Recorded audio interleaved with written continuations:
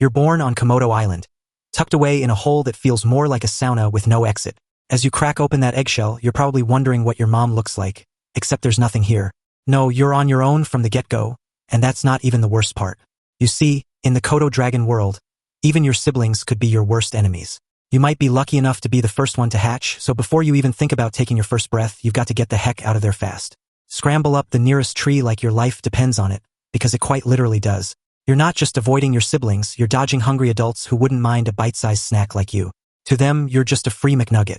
So there you are, clinging to a tree branch, getting your first real look at the worlds.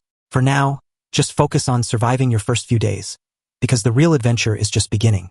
For the next few months, you're on a strict no-ground diet, because down there it's a jungle in the most literal sense, where every step could be your last. Imagine living on the 50th floor of a skyscraper, because the streets are filled with zombies. Yeah, it's kind of like that, only instead of zombies it's your very own kin patrolling the ground, all ready to take a bite out of anything that moves. You're not completely defenseless though. You've got instincts, quick reflexes, and a strong survival instinct that kicks in from day one. Plus, you've inherited a handy little trick, the art of camouflage. With your molted brown and green scales, you blend right into the leaves and bark, making it that much harder for anything hungry to spot you. Think of it as your very own invisibility cloak, but instead of dodging wizards and Hogwarts, you're avoiding becoming someone's lunch. At this stage, your life is all about survival 101. Find food, stay hidden, and whatever you do, don't fall out of the tree. Your diet's about as varied as a college student's during finals week. Whatever you can scavenge or catch, from insects and small lizards to the occasional bird that's too slow for its own good. Every meal is a victory, and every day you avoid becoming a meal is an even bigger win. But don't get too comfortable in that tree because soon you're going to have to face the real world down low, and trust me, that's when things really start to get interesting.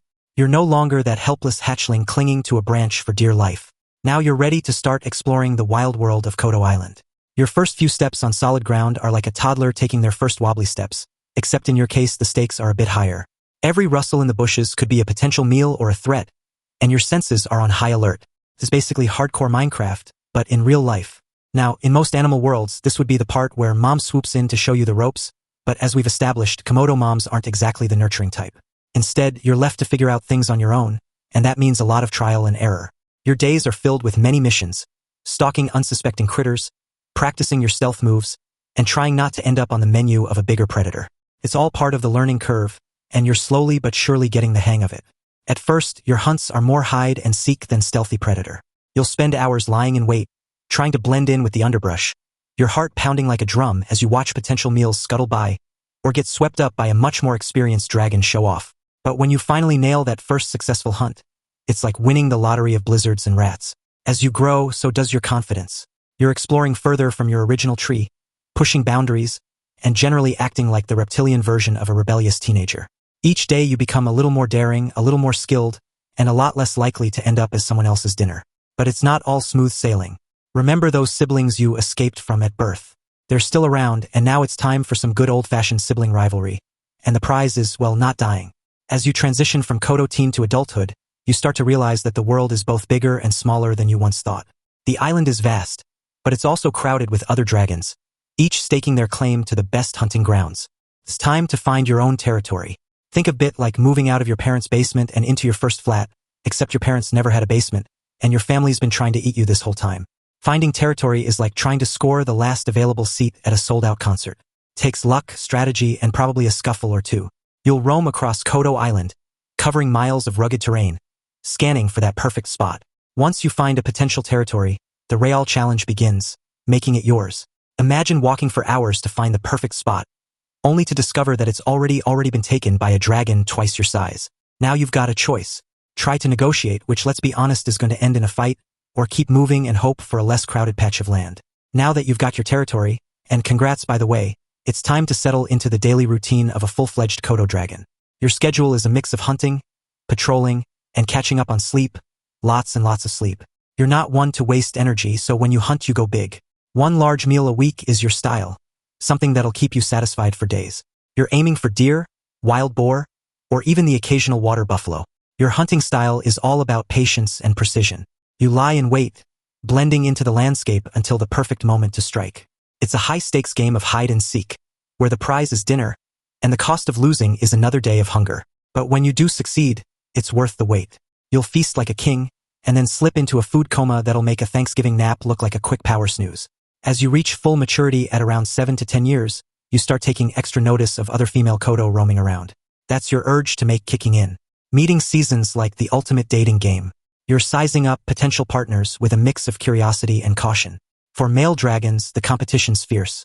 You've got to prove your worth to ladies, and that means showing off your strength, size, and survival skills. If a female finds you impressive, she might just let you get close enough to mate. Just don't screw up your chance, because the competition's tough, and your brother might just be waiting in line.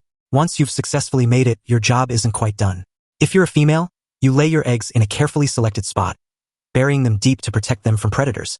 After that, it's back to a solitary life, leaving the next generation to fend for themselves just like you did. You've somehow made it past 10 years and all the way to 15, congratulations. In the wild world of Komodo dragons, that's like reaching your 90s with all your teeth intact. But here's the thing. You're not as quick as you used to be, and those once impressive muscles aren't quite as strong.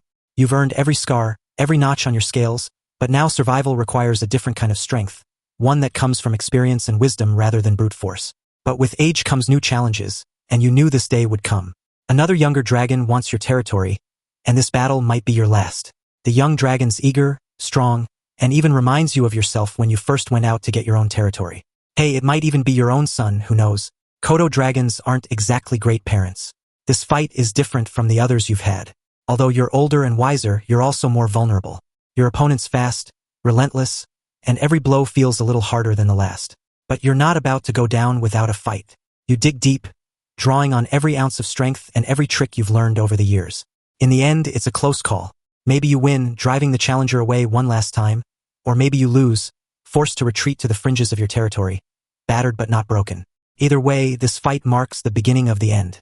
You've held your ground for years, but now it's clear that the balance of power shifting. The jungle's a harsh place, and even the strongest can't rule forever. After years of ruling your territory, you give one last grow.